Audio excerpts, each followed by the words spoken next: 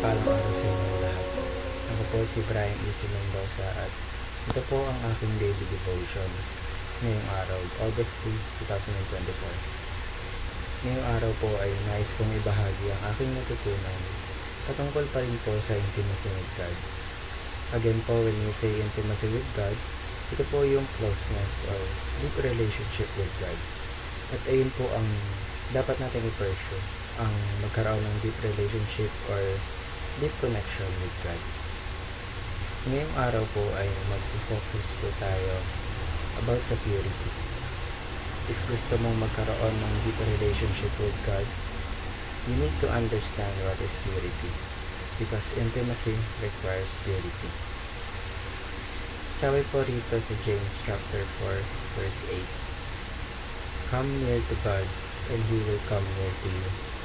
Wash your hands, you sinners, and purify your hearts, you double-minded."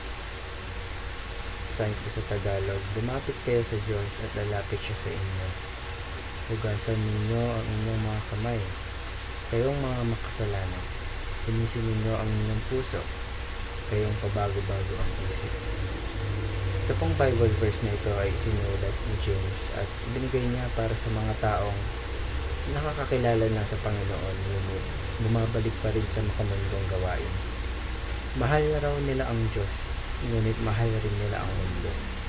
At wika ni James ay hindi maaring ganito, at ang nararapat lamang na maging loyal sa Panginoon. Come near to God and He will come near to you.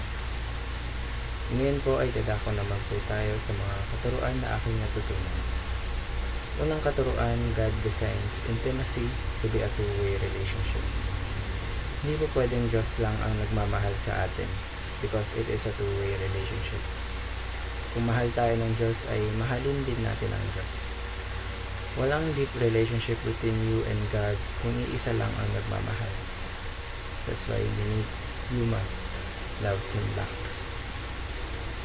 Ikalawang katuruan po, God requires purity for intimacy. Purity. Ang gusto po ng Diyos, loyal ka sa Kanya, faithful ka sa Kanya. Hindi mo hahayaan ang sarili mo na bumalik sa makamundong bagay.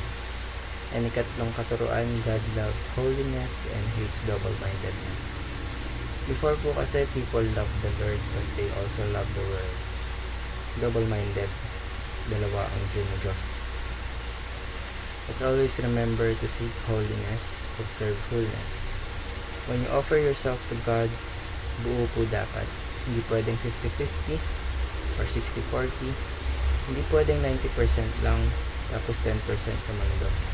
Dapat buo. Buo mong i-offer ang sarili mo sa Panginoon.